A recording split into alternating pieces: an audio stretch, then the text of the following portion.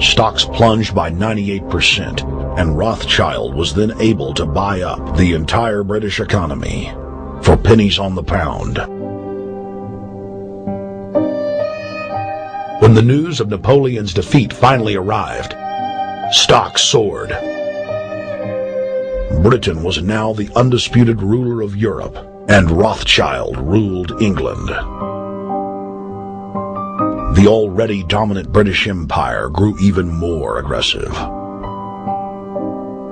Her troops and bureaucracy spread across the globe. The sun never set on Britannia's holdings. The banking cartel funded, in fact, since about 1800, they have funded both sides of almost every war. And of course, they're getting the interest off of the loans that they've given the various governments and the wars that they have actually helped stimulate and create.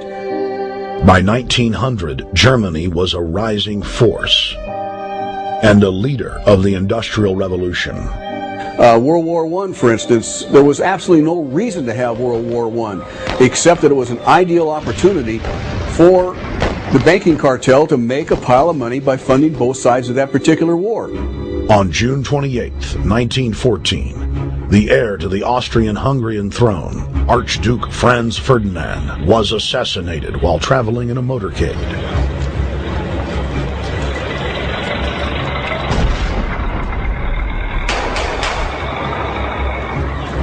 The Black Hand, a Serbian secret society with connections to French and British intelligence, took credit. World War I had begun.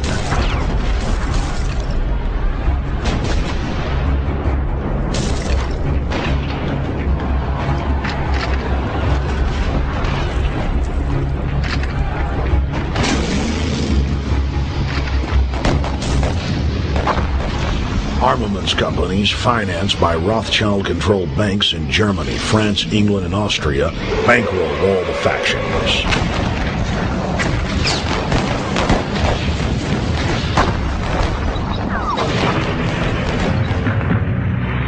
At least 20 million were killed in the war.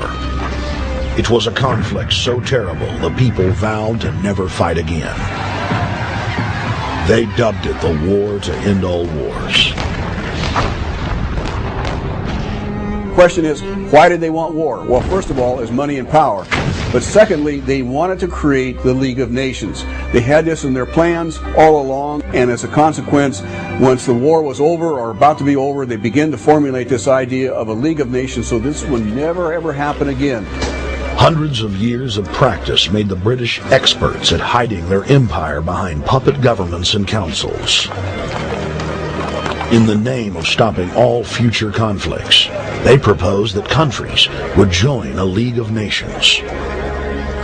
Their true intention was for the League to serve as a framework for world government. President Woodrow Wilson, who had spearheaded the establishment of the private Federal Reserve System in the United States in 1913, strongly supported the establishment of the League of Nations. Woodrow Wilson was a very naive president. He was basically a college professor that was grafted into this whole system. The League convened in Paris in 1919, but many nations recognized it as a threat to their sovereignty and refused to join. Frustrated by the U.S. Congress blocking the League of Nations, British intelligence, with the help of the Rockefeller family, set up the Council on Foreign Relations in New York City in 1921. The Council recruited the best and brightest of American life to support the growth of the Anglo-American Empire.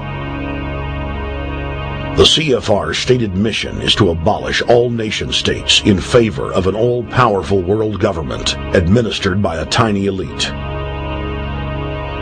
By 1930, the promoters of world government had split into two interlocking camps: the Fabian socialists centered in London, and the fascists based in Italy and Germany. National Socialism will use its own revolution for establishing a new world order. Adolf Hitler. Supporters of the fascists in the United States and England believed that the military should be used to quickly transform the world into a new world order. while the more sophisticated practitioners of globalism stated that incrementalism was the sure path to world domination. Congressional Medal of Honor winner Major General Smedley Butler went public in 1934, exposing an attempt by the robber barons to launch a military overthrow of the United States. The war hero testified to the McCormick-Dickstein Committee in Congress that some of the most powerful men in America had tried to recruit him to lead a military coup so they could set up National Socialism in the United States.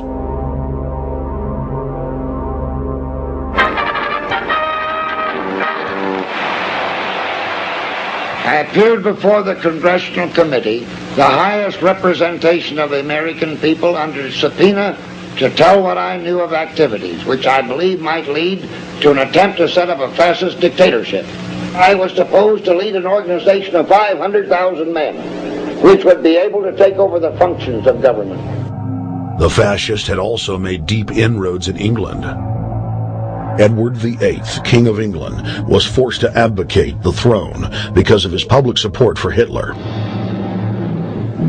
Maar het is daarbij niet nur das negative Problem der Bekämpfung dieser Lehre und ihrer Organisation handelt, sondern die Durchführung der positiven Aufgabe der Gewinnung des deutschen Arbeiters für den nationalen Staat.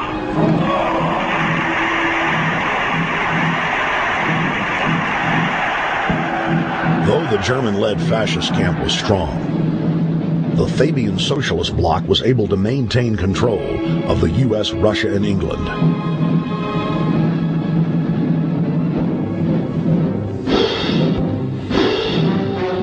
In the build-up to World War II, and during the conflict, the bankers again financed both sides, just as they had done with Napoleon.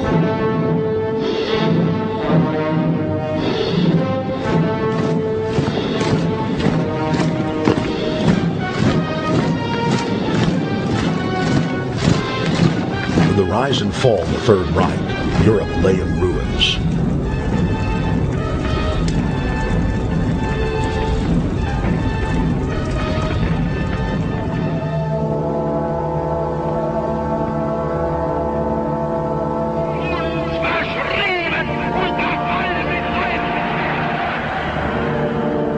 Once again, the elite claimed that only global governance could save humanity from certain destruction. And this time, the elite would succeed in setting up their world body.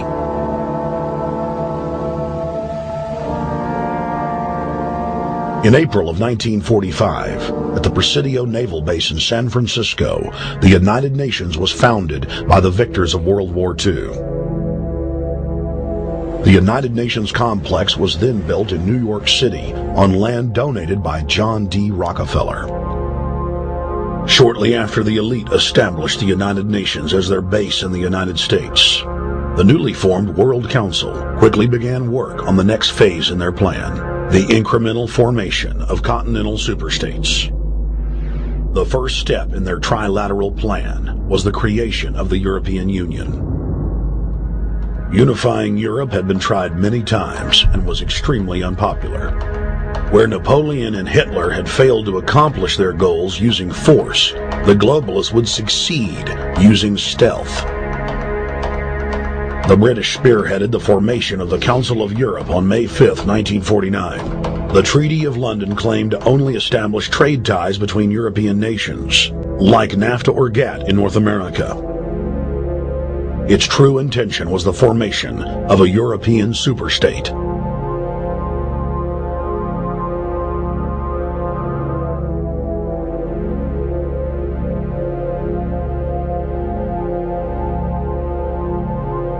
In 1954, the elite of the planet met in secret at the Bilderberg Hotel in Oosterbeek, Holland. The Bilderberg Group would later admit that their mission was the formation of the EU. Once the EU was established, under the guise of trade deals, a North American Union and Asian Union would be formed.